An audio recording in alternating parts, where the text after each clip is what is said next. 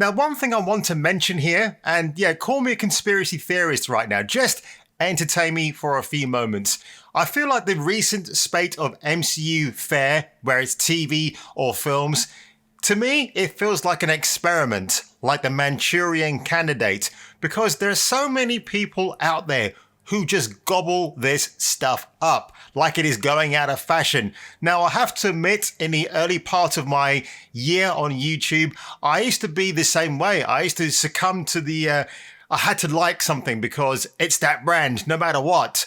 But slowly but surely, I started coming to my senses and thinking, no, something is definitely wrong here. So it feels like when you're watching an MCU TV show or a recent film, it's like they're sending out messages to your brain, subliminal messaging to say, like our movie, no matter what, shill for us. Honestly, it's like they're brainwashing the population. Just take it from me. And yes, I've got my tinfoil hat firmly fitted on my big head. But it would not surprise me if there are subliminal messages in your favorite MCU movie. You're going to come back to this video, aren't you? You're going to say, Jace, you were right. How did you know? Just call me a genius.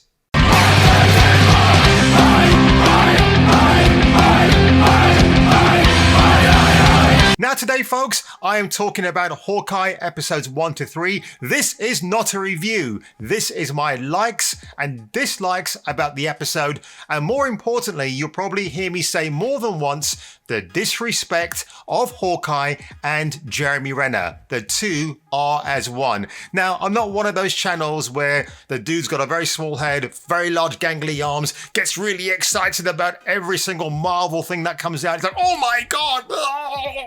Good for that person that they can make a living doing that on their channel because they get all the free invites. They get invited to the premieres of all these Marvel shows and big films.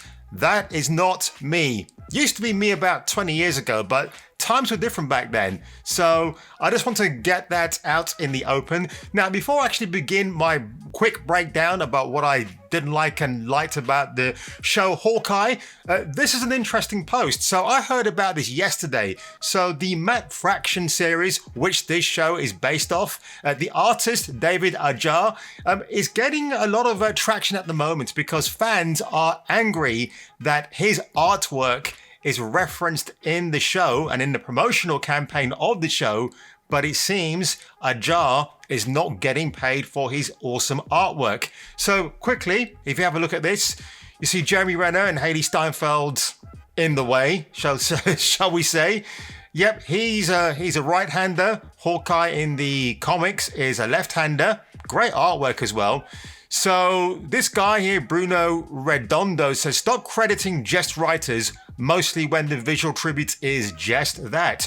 Straight based on Dave Ajava cover. Comics are a teamwork. And Dave himself even chirps in and says, even better, stop crediting me, start paying, haha. Of course, the big question is going to be is Marvel actually going to get that big checkbook out and sign what this man rightly deserves? I'm guessing they won't because Marvel is Marvel, Disney is Disney. Oh God, I hate saying that 6-letter name.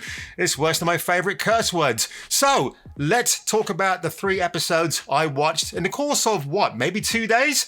So Haley Steinfeld, I like her.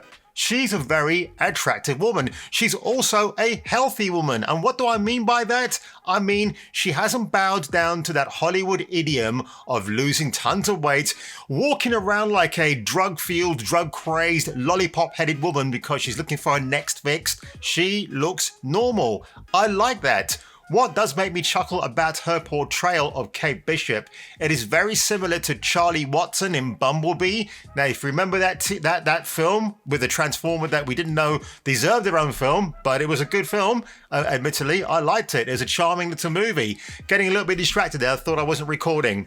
And now here she's kind of iterating those quirks that made Charlie Watson a very endearing character. And I will say for the most part, Haley Steinfeld manages not to make the character of Bishop annoying. I understand from the Matt Fraction comic book run, she's completely the opposite. She's almost like a spoiled crying baby. So bear that in mind. And One thing that I've noticed straight from the off-bat is that they have to keep her as dressed down as possible. Hailee Steinfeld is not allowed to be sexy on the big screen, folks. She's lucky that she can get away with being attractive. Now, case in point, we see a moment where she's in a super uber-duber mansion. She's talking to Vera Farmiga, who plays her mother, and she's asked to attend a charity function in a red dress that her mum bought for her. Of course, when we get to the charity function, guess what? She's dressed head to toe in a penguin suit. Not just to my disgust, but to the disgust of Dushan, played by the awesome Simon Callow, who offers her some fashion tips, and I quite rightly agreed with him. You know, it's unfair. I never look that good in a tuxedo in my life. I'd appreciate it if you wear something a little more ladylike for the wedding, so we won't be competing. So we have that moment, and also I think this is like Marvel and Disney's way of making you forget that awesome moment in Captain America, the First Avenger. There's only one Captain, ma'am. So you know the scene I'm talking about in the First Avenger? Peggy Carter walks into the bar frequented by the Howling Commandos, who stop howling when we see that amazing sight of her in that stunning figure-hugging red dress. For the one time I wished that movie was in 3D, wearing the 3D glasses. But hey ho, Kate Bishop is fully dressed up, dressed down, looking as tomboyish as possible. Again, like the character she played in Bumblebee. Now let's talk about the character of Echo very quickly, played by Alaqua Cox. Now they're making a very big deal about her because she's the second deaf superhero in the MCU, the first being Lauren Ridloff. You know her from The Walking Dead and Eternals, where she played that speedy person. And what makes me laugh is that if Marvel chose not to ignore film history, you'll know the first deaf actress in Hollywood was Marlee Matlin, 1986, Children of a Lesser God, for which she won an Oscar. And it's a good film. And yes, she was the first deaf actress in Hollywood. It made waves. That was something of a breakthrough, because you got to remember at that time, Hollywood wasn't really open to the idea you could bring in somebody with a disability who could somehow make a difference or make it aware that people with disabilities can do the same as a normal person. Of course, Miss Cox is not just deaf. She also has a prosthetic leg. She's a real-life amputee. So this is nothing like the comic book character, because that version, she's just deaf and that's pretty much it. Actually, I do find this pretty insulting, is that they use her prosthetic leg as a means to intimidate men in the show. And by that, she's training, blah, blah, blah, blah, blah. Man sees her leg, they don't want to hit her. So what does she do? She beats 7 shades out of them. This happens like more than once in the training montage that we see. She's been trained by her father, by the way. They've got a very sweet father-daughter relationship. Then he gets killed. Do you remember what I was talking about a few days ago, how they want to get rid of the father figure? And of course now it even goes down to Native American father figures. You can't have them anymore being an influence in the upbringing of your daughter or your son. No, you got to get rid of them as well. So now the funny thing about Echo, when we do see her, she is presented against a red backdrop. What other TV show on Netflix had a red backdrop as its main character design? Yes, Daredevil, that awesome top tier 3-season show. Oh man, I call that the golden age of television. After Breaking Bad, that show was just solid gold. It never equaled, never bettered. Amazing TV. And they kind of insult that now by making out that she was maybe part of that universe. If you don't know about Echo, she actually falls in love with Matt Murdock at some point because she's out to kill him, because I think she believes he assassinated her father or something along those lines. And of course, the main big thing that people are speculating is Vincent D'Onofrio could be returning as Kingpin in the show. But why? Apart from that mild-mannered connection I just gave to you about Matt Murdock, why would he be turning up in the show? It makes no sense. He's got no beef with Hawkeye, so I don't understand why he would be here. But of course, the funniest comment I heard of this week is that, yeah, we'll see Vincent D'Onofrio as Kingpin. He'll be walking down the street full of swagger, gets pushed out the way by Leslie Jones, who then announces herself as Queen Pin. No. Beware the Queen pin is a real thing. Oh, please, Marvel. Please, Disney. Please make that happen. Make me very happy and other content creators. You'll just be proving our point. The Ronin suit, okay? The suit appears, and when we do see it, it's on Hailee Steinfeld's 2 sizes too small frame, because if it did manage to fit her, I'll be questioning Jeremy Renner's vital statistics. Now, the suit is left in a warehouse, which is soon, well, not burnt down because it's partially burning away. So Clint Barton returns disguised as a New York fireman to retrieve the suit, which vanishes. When he gets home, he's scrolling through Instagram, and what does he see? A gentleman called Grylls, not Bear Grylls, wearing the same Ronin suit he's after, and he's part of a LARPing weekend. Now, LARPing, if you don't know about it, I was introduced to that concept through the film Role Models.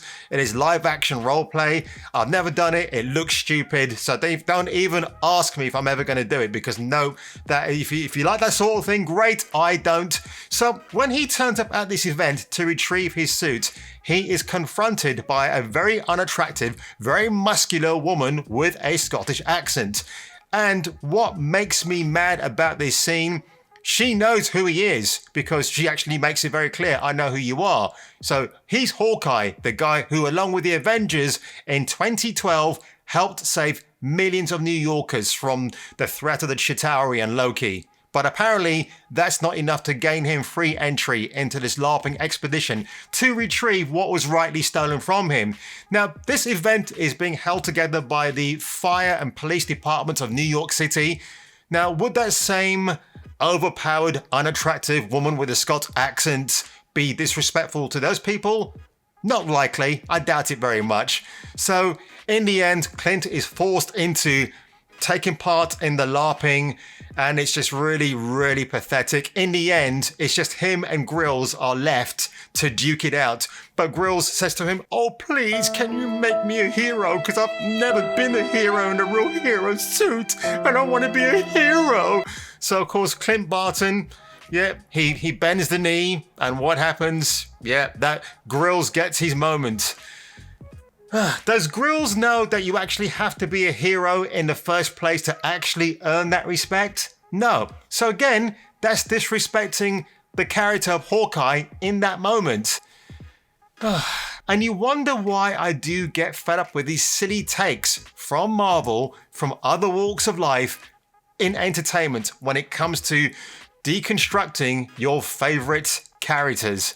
So the good parts I liked about Hawkeye are very far and few between. Like the moments where Renner and Steinfeld are alone together, they have their dramatic moments. My favorite moment was actually in the 3rd episode, when they're in the New York diner having breakfast, and this is back and forth. And there's a really touching scene actually in the 2nd episode where Clint doesn't have his earpiece because it was knocked out by Echo in a fight that they had. I'll talk about that fight very shortly. So you got this, he's dealing with PTSD, you get a flashback of why this all happened, and he's just a guy who wants to get home to his family and spend Christmas, and he's got 5 days to do this in. And not once is he angry at Kate Bishop because it's her fault.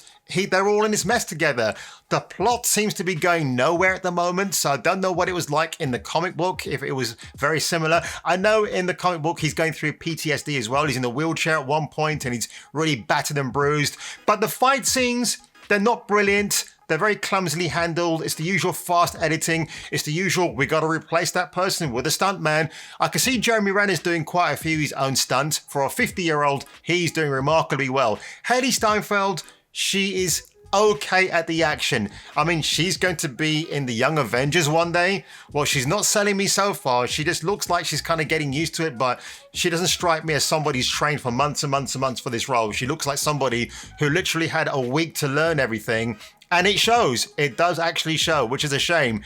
And I will say the fight between Echo and Hawkeye was just very, very one-sided. It does remind me of Uncharted 4, where you have to face off against that awful character of Nadine Ross. Yeah, thanks for bringing that in, Neil Druckmann.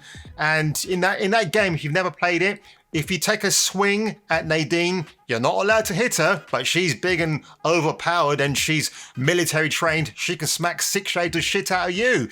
And it's a very similar thing here with this fight between Hawkeye and Echo. It's like she's getting all the advantages in. The only thing that saves him from getting a complete beatdown is shooting 2 arrows and fastening her to the wall. That's how he makes his escape. So much for Echo being this raw badass, oh, I'm going to take you out. No. The character of Echo I just find very annoying in this show at the moment. Even more annoying, she's getting her own TV series. Why? She's not earned it. I don't understand it. So, guys, that's all I've got to say about Hawkeye on Plus. Can't say their name again. I can't think of anything else I needed to add to this, but that's pretty much how I feel. I don't think this series is really going anywhere. If anything, there's only going to be 2 outcomes, actually. There's going to be the death of Hawkeye, or he permanently retires. I bet you she'll be standing on top of a rooftop with the moon behind her. They're kind of riffing off Batman, Tim Burton's Batman, that's what I'm thinking of, with the arrow in her hand, really proud that her and Lucky the dog made it all the way through to save the day. That's what you need, folks. The title of your TV show, which is not really about Hawkeye, more like Lady Hawk. Great film, by the way, if you've not seen that, with Michelle Pfeiffer, Rutger Hauer, and Matthew Broderick. But on that one, guys, if you enjoyed this review today, do me the biggest favor of all, do hit that like button, subscribe for more videos, maybe ding that bell notification icon. And by the way, can I say thank you to the many people who have actually subscribed to my channel in the last few days. That Santa Ring video kind of blew up, and I'm very thankful you all watched and commented on it. It helps me out, and it helps the YouTube algorithm out as well. So on that one, folks, look after yourselves, and I'll catch you on the next video.